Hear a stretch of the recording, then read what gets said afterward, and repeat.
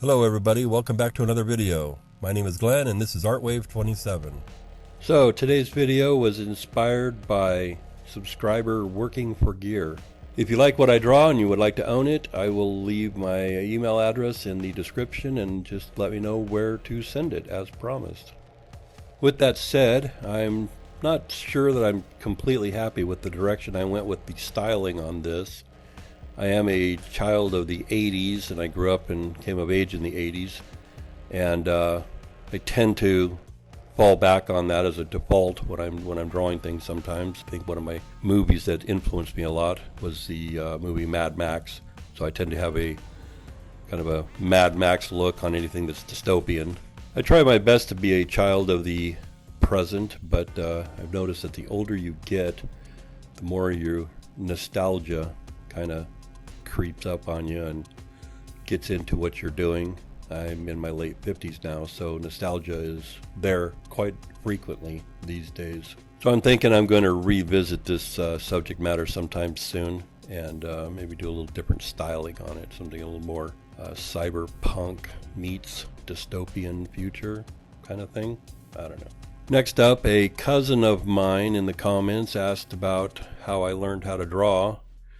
I don't really remember learning how to draw. I've just been drawing since I was a little kid. I've always been drawing. I remember as a child, I was an only child for a while, and until my sister came along. So I entertained myself as I was drawing. We would go places. Sometimes the places that we would go would not have kids. They would not have toys, and my dad would say, just give him a pen and a paper, and he'll sit in the corner and entertain himself, and I would. Then later, when I started going to school, I think I was in the first grade. I was waiting to get on the bus to go to school, and some older kids in front of me were talking, and one of them pulled a piece of paper out of his backpack and showed it to his friend, and it was a drawing that his older brother had made of a Grim Reaper standing in a graveyard with a moon in the background and the dark sky, and it was all colored. I think it was markers or something like that, and it was freaking awesome.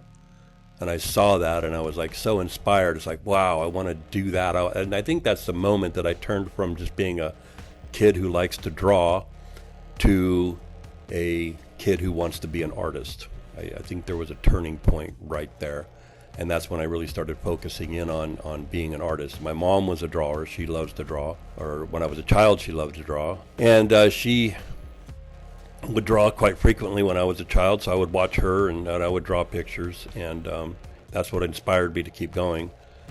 And then just throughout my life, I just drew all the time. I was always interested in it. I spent a lot of time being the new kid in school. We moved around a lot, so it was one of my ways of drawing in friends.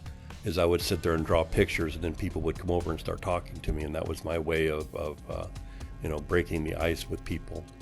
And so that was another thing that I just kind of relied on. And then later on in high school, it was something I did all the time. And it was what kind of made me who I was in the school, I was not athletics. I was not a sports guy. I was not popular, so I was not one of the popular kids. I was not rich, so I wasn't the guy with the car. But I was the guy that could draw pictures, and that was my identity in high school. So that's where I went with that. So I just drew a lot, and mostly it just was like, so really there was no real training, it was just mostly just from doing it all the time. If you do something enough, you get good at it, generally. And then I got married, and later, about 10 years later, I decided I wanted to go to college for art. And I was really nervous about it. I was really kind of scared about it because I was afraid, these people are going to college. These people are in college. I mean, they must be really good if they're in college. I had never really been exposed to other artists above and beyond me seeing people, in magazines or whatever. They didn't have the internet at that point, so I didn't see anything on the internet. I saw books, and I had art magazines that I would look at and study and whatever. But so I wasn't really exposed to people who were artists so much. And so I went to college over in Northern California, over on the coast at College of the Redwoods, and I was immediately struck by how up to speed I was with everybody there. and beyond in some cases. And I was like really surprised because I figured everybody would be like, very polished at that point, but they were not, so I was really relieved by that. And so I excelled in college.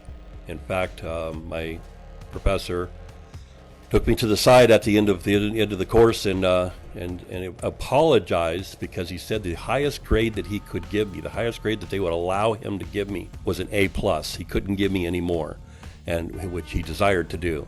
And that had an unbelievable effect on my self-confidence and my ability. And I think I actually got better as an artist just because of the boost in my self-confidence from that experience.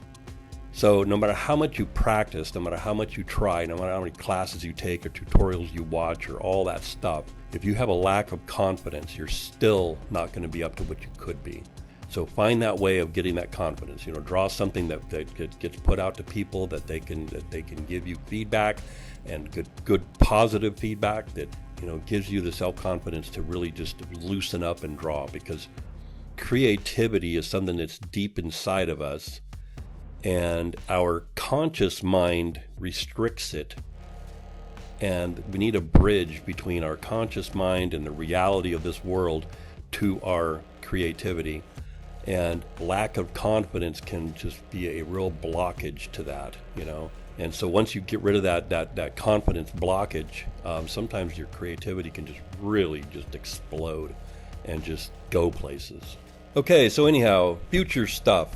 What am I going to be doing in the future? Well, again, working for gear, I made a comment about wanting to see what I would do with the clown night that I had mentioned in one of my past videos. And I have been working on some sketches for that. I actually have a whole idea for a whole society of fantasy people that look like clowns. But anyhow, so I'm starting with the clown night because I thought that would be kind of cool. And so that'll be coming up sometime soon. I have sketches done. I'm just waiting on some art supplies to get here so I can actually make a video for that. Another thing that I've got in the plans is there is a new Marvel movie coming out sometime in the next 6 months or so called Morbius. It's based on a Marvel character from the late 60s, early 70s. I used to collect them when I was younger and really enjoyed reading the Morbius. He's a living vampire. He's an anti-hero. And so I'm thinking about putting together a drawing of Morbius. So that's something else I'm working on. So look forward to that. Thank you for listening. Thank you for watching. And if you're not a subscriber and you're still here, please consider subscribing because I got a lot of things in mind. I'm still new at YouTubing and I'm still learning, but I'm going to get better and I'm going to come up with some really cool stuff. And I want to do some giveaways. In fact, I would like to come up with some sort of contest for the Morbius drawing to give it away. And so stay tuned. I got information down in the post description. So please check me out on my other social medias like Facebook and Instagram. And I will see you in the next video. All right. Thank you.